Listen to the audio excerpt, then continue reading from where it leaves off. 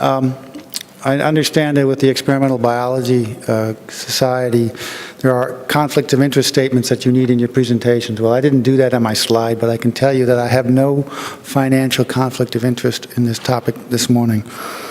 I've been asked to provide a little context for the session on caffeine this morning. And it goes back to a study by Health Canada, and it was published with the lead author was Narot back in 2003, where they did a comprehensive review of the caffeine literature up through 2003. And they looked at a number of endpoints, from general toxicity, cardiovascular toxicity, effects on bone and calcium balance, effects on human behavior, mutagenicity and genotoxicity, carcinogenicity, reproductive and developmental effects, and caffeine exposure. As a result of this comprehensive review, Health Canada concluded and recommended the following safe levels of consumption for caffeine as having no adverse effects. For healthy adults, they concluded that 400 milligrams per day for a healthy adult was a safe level. And this can be converted to a number of 6 milligrams per kilogram body weight per day.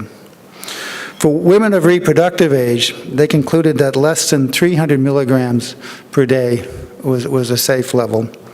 And this is comparable to 4.6 milligrams per kilogram per day. And for children, less than 2.5 milligrams per kilogram per day was considered a safe level of consumption of caffeine. Now, what's happened since 2003, we've seen a change in the landscape of the types of food products that contain added caffeine. In particular, we've seen products such as marketed as energy drinks and energy shots, the little concentrated caffeine products. And there have been some concerns raised about what this means in terms of safe levels of exposure, and what does this mean in terms of the context in which these products are consumed by perhaps sensitive populations such as children or naive consumers. With this in mind, FDA in 2013 sponsored a workshop at the IOM with the goal of reviewing the available science and on the safe levels of caffeine from food and beverages and dietary supplements, with the goal of trying to identify data gaps in our knowledge. Subsequent to that workshop, some of the questions we asked the IOM to look into were similar to what was explored in the Narot paper. But we wanted to, these were the topic areas we were most interested in to have IOM discuss.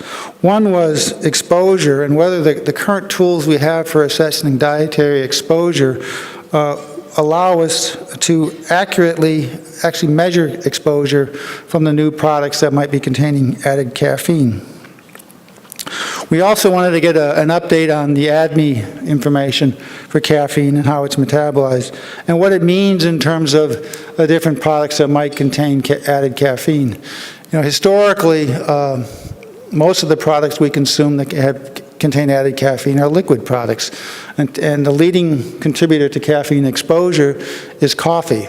And so what does it mean for a chilled beverage with high levels of caffeine in terms of ADME? Or what does it mean for a solid food that contains added caffeine in terms of the ADME of caffeine? We also wanted to look at cardiovascular effects.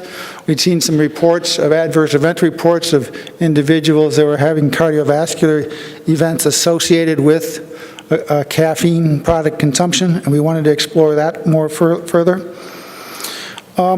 We also wanted to explore the issue of neurological and behavioral effects, and especially in terms of what it means in terms of a solid food product consumption versus a liquid, and also if there are age-dependent information effects that we should be paying attention to.